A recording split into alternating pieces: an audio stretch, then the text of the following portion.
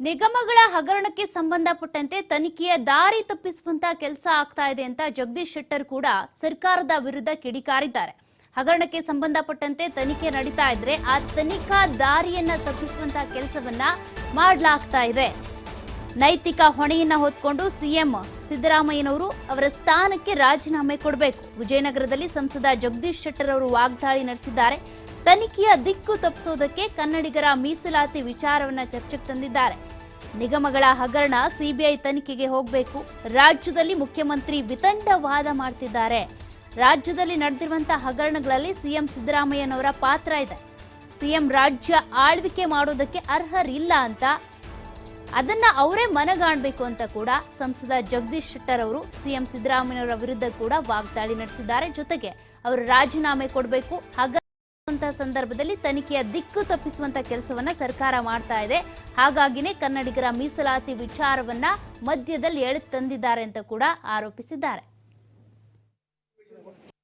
ವಾಲ್ಮೀಕಿ ಹಗರಣ ಇರ್ಬೋದು, ನಿಗಮದ್ದು, ಆಮೇಲೆ ಮೂಡಾದ ಹಗರಣ ಇರ್ಬೋದು, ಸ್ವತಃ ಅವ್ರ ಪತ್ನಿ ಹೆಸರಲ್ಲಿ ಬದಲಿ ನಿವೇಶನ ತಗೊಳ್ಳಕ್ಕೆ ಬರುದಿಲ್ಲ. ಬೇರೆ ನಿವೇಶನ ಕೇಂದ್ರದಲ್ಲಿ ಆ ರೂಲ್ಸ್ ಏನಿದೆ 2009ರ ರೂಲ್ಸ್ ಏನಿದೆ, ನೀವು ರೈತರ ಕಡೆಯಿಂದ ಯಾವ ಲ್ಯಾಂಡ್ ತಗೊಂಡಿರಿ, ಇನ್ಸ್ಟೆಡ್ ಆಫ್ ಕಾಂಪೆನ್ಸೇಷನ್ ಪೇಮೆಂಟ್ ಅದು ಕಾಂಪೆನ್ಸೇಷನ್ ಬದಲಿ ನೀವು ಯಾವುದೋ ಲ್ಯಾಂಡ್ ತೊಗೊಂಡ್ರಿ, 3 ಎಕರೆ 10 ಎಕರೆ ಲ್ಯಾಂಡ್ ತೊಗೊಂಡ್ರಿ ಫಾರ್ಮರ್ಸ್ ಕಡೆಯಿಂದ, ಅದೇ ಲೇಔಟ್ ಮಾಡಿ, ಅದೇ ಲ್ಯಾಂಡಲ್ಲಿ ಲೇಔಟ್ ಮಾಡಿ ಅದ್ರಲ್ಲಿ 50% ಕೊಡ್ಬೇಕಂತ ಕಾನೂನು ಇದೆ, ರೂಲ್ಸ್. ಆದ್ರೆ ಇವ್ರು ಏನು ಮಾಡಿದ್ರು, ಅದನ್ನ ಎನ್ಕ್ರೋಚ್ ಮಾಡಿ ಬಿಟ್ಟರು, ಲೇಔಟ್ ಮಾಡಿದ್ರು. ಅದು ನಿಮ್ಗೆ ತಪ್ಪಾಗಿದೆ ಅಂತ ಹೇಳಿ ನಮ್ಗೆ ಬೇರೆ ಕಡೆ ಲೇಔಟ್ 50% ಕೊಡ್ರಿ ಅಂತಂದ್ರು. ಅದು ಕಾನೂನು ಬಾಹಿರ, ಕೊಟ್ಟೆ ಕೊಡೋದಿಲ್ಲ. 10 ವರ್ಷದಿಂದ ಲೇಔಟ್ ಮಾಡಿದಂಥದ್ರಲ್ಲಿ ಇವರು ಸೈಟ್ ತಗೊಂತಾರೆ, 100 ಪಟ್ಟು ಜಾಸ್ತಿ ವ್ಯಾಲ್ಯೂ ಇರುವಂಥದ್ದು. ಹೀಗಾಗಿ ಅಲ್ಲಿ ಮಾಲಾಫೈಡ್ನೆಸ್ ಅದ ಮುಖ್ಯಮಂತ್ರಿಗಳು. ಮತ್ತು ಅದನ್ನು ಡೀಪ್ ಆಗಿ ಎನ್ಕ್ವೈರಿ ಮಾಡಿದ್ರೆ ಸಿದ್ದರಾಮಯ್ಯರು ರಾಜೀನಾಮೆ ಕೊಟ್ಟು ಹೋಗ್ತಾರೆ. ಅದಕ್ಕಾಗಿ ನಾವೊಂದು ಹೇಳೋದು, ಈ ಎಲ್ಲ ಹಗರಣಗಳನ್ನ ಮುಚ್ಚಿ ಹಾಕುವಂಥ ಕೆಲಸ.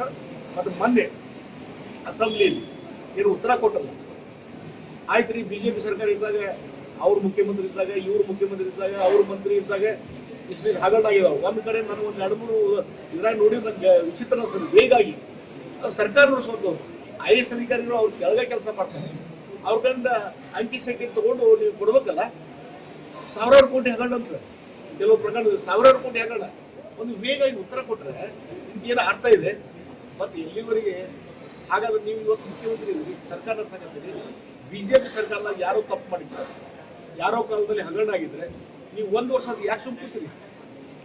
ಒಂದು SIT ನೇಮಕ ಮಾಡ್ಬೋದಾಗಿತ್ತು, ಒಂದು ಎನ್ಕ್ವೈರಿ ಕಮಿಷನ್ ನೇಮಕ ಮಾಡ್ಬೋದಾಗಿತ್ತು, ಯಾಕೆ ಮಾಡಲಿಲ್ಲ ಇಲ್ಲಿವರೆಗೆ?